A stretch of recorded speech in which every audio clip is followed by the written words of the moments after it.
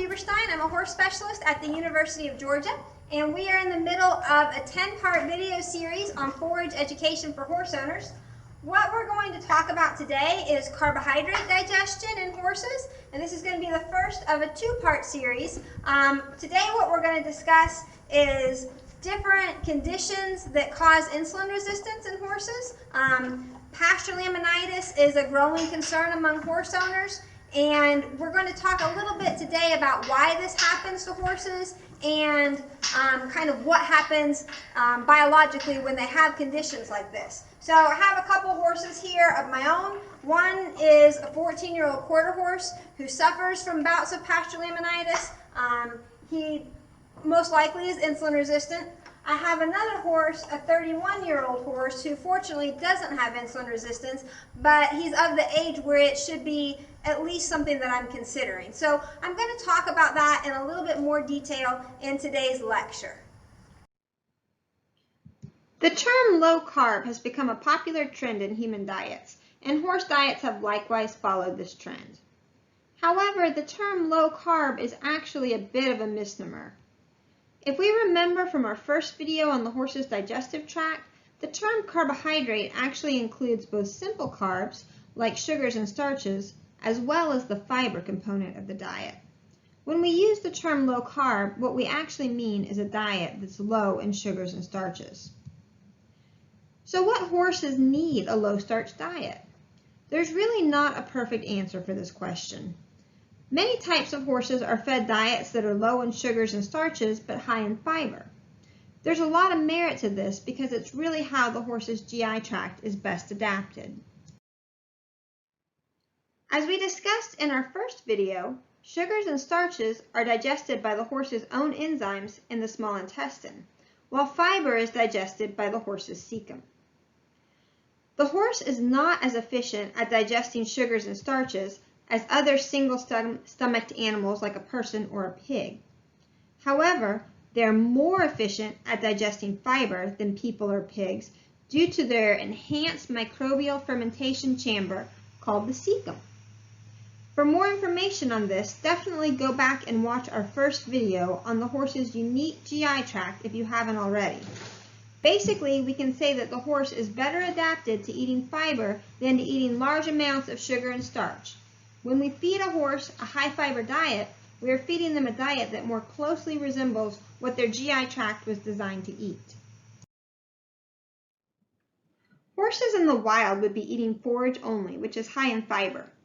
However, forage-only diets often don't have enough calories for our hard-working horses.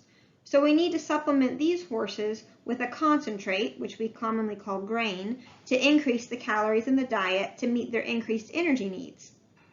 Some concentrates are high in fiber ingredients that are made up of things like you see here.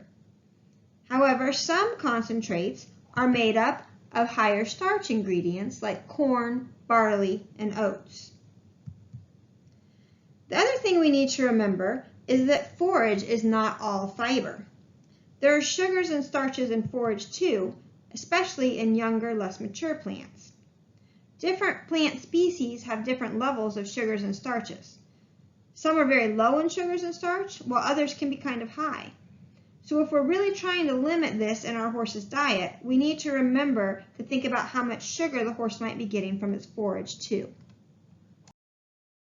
So why would we want to feed a low starch diet to some horses but not others? To answer this, we need to understand what happens when the horse eats sugars and starches and what can go wrong.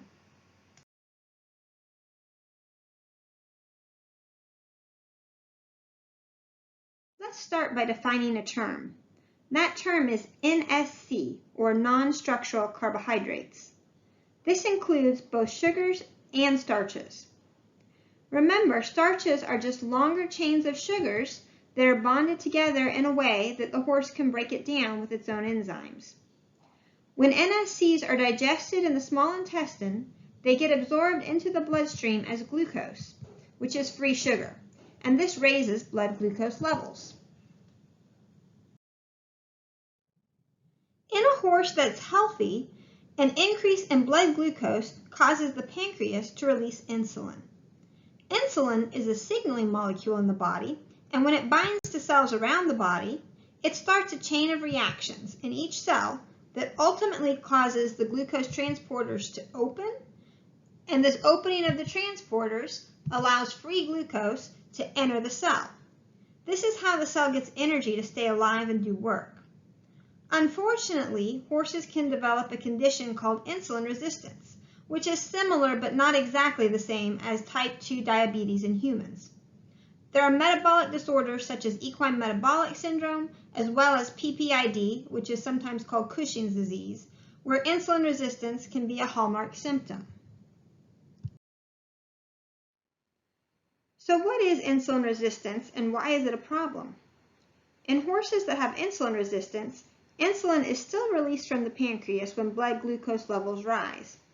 Insulin may bind to the body's cells, but the signaling pathway is disturbed and it doesn't work properly.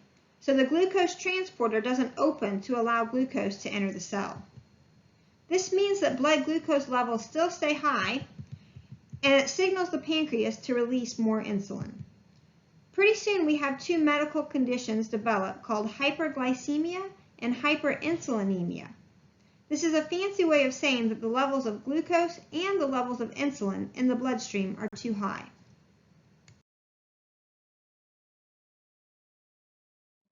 Hyperinsulinemia is a problem because insulin signals for other things in the body. One of the other pathways that insulin is involved in is the signaling of vasoconstriction and vasodilation, which is how much your blood vessels close and open. It's been shown that hyperinsulinemia, or too much insulin in the bloodstream, can cause laminitis in horses, possibly by causing vasoconstriction to the hooves.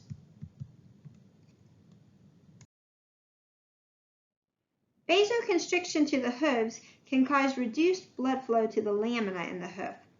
This can result in laminitis, or an inflammation of the lamina in the hoof, and it's typically recognized by horse owners as severe pain, especially in the front feet, often accompanied by a strong digital pulse or heat in the hoof. In some cases, laminitis can result in rotation of the coffin bone in the hoof, which can cause chronic foot problems that must be managed long-term in the horse. Insulin resistance is just one of the many ways that the horse can develop laminitis, but it is a growing problem in the horse industry, and it's fueled the fire to monitor NSC levels in the equine diet. It's important to note that sugars and starches are not all bad. They have a higher caloric content than our fiber sources, and they might be an important energy source in horses that have trouble gaining weight on high fiber diets, even with added fat. However, the number of horses that suffer from laminitis related to insulin resistance seems to be growing. Those horses that are most at risk are horses that are overweight to obese. Similar to type 2 diabetes in humans, being obese puts the body in more of an inflammatory state and makes the horse more likely to develop insulin resistance. Many of these horses are not your average working horse, but are horses that are out on pasture and not exercised much. Even if owners do a good job of managing the grain intake of the horse, often not feeding them grain at all, they may still develop laminitis due to sugar and starch levels in the forage. What we need to do now is explain why forage might be a problem and what types are more problematic. Grasses are constantly making their own sugar through photosynthesis. This is what provides energy for the plant growth. What this means is that you have to be aware of the sugars that your horse may be getting from its forage too. In a horse that's insulin resistant, they might be eating enough sugar from the pasture to result in those high insulin levels that can trigger laminitis in sensitive horses. However, there's another way that horses can develop pasture laminitis from carbohydrates that's not related to hyperinsulinemia. This is related to cool season grasses and fructans, and we should spend a few minutes talking about that next so that we have a bigger picture of the different problems carbohydrates can sometimes play in the equine diet. We've probably all heard that a horse can founder if it gets into the grain bin and overeats. Let's quickly walk through how that could happen. As we talked about earlier, sugars and starches are digested by the body's own enzymes in the small intestine. If they eat too much of this at one time, the small intestine can't break it down and absorb all of the sugar before it passes into the cecum. Once in the cecum, the microbes or bacteria will ferment the nutrients that are present. They usually ferment fiber and produce good byproducts that the horse uses for energy. However, if they ferment sugar, they produce an end product called lactic acid, which is very acidic. The accumulation of lactic acid will drop the pH in the cecum. This drop in pH kills many of the good bacteria that are in the cecum. As these bacteria die off, they release toxins which leak out of the cecum and get into the bloodstream. This is called endotoxemia, or toxins in the bloodstream. This endotoxemia can result in laminitis, even in horses that are not insulin resistant. Along these lines, another type of sugar can cause laminitis, probably by the same mechanism of endotoxemia. This would be the pasture fructan. Fructans are chains of fructose rather than glucose, and they're bonded in a way that the body's enzymes in the small intestine don't break them down. They go to the cecum to be fermented, and if they're in too high a quantity, they can cause the same endotoxemia that results in laminitis. In the next video, we're going to expand on these two types of laminitis and explain more how to manage your horse's forage intake if you have a horse who's insulin resistant or prone to pasture laminitis. Thank you for watching this video in our Forage Education video series sponsored by the Georgia Equine Commodity Commission. Please check out our earlier videos in the series on horse GI anatomy and basic forage education. And definitely continue to follow along to our next video where we go into more depth and give practical guidelines for managing sugar-sensitive horses.